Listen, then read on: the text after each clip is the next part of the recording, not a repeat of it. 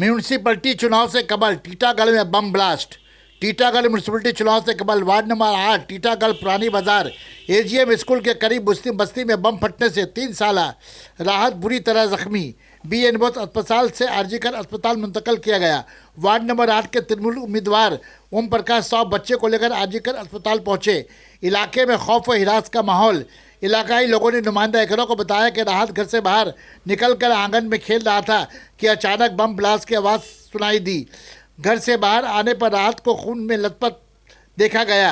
उसे उसके भाई ने उठाकर बीएन बोस अस्पताल ले गए।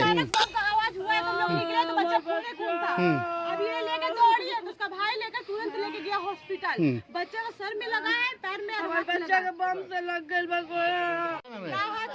कितना साल का वो? 3.5 साल का ना, 3.5 साल का है। अच्छा, नाम बोलो। राहत क्या यहाँ खेल रहा था क्या वो? रोज खेलता है। भाभी दीजिए ना भाभी, हम बात करें। यहाँ पे नॉर्मली रोज खेलता है, आज भी वही हिसाब से लोग खेलता था। खेलते खेलते में ऐसा हो गया, 2 मिनट के अंदर हो गया ये कहाँ।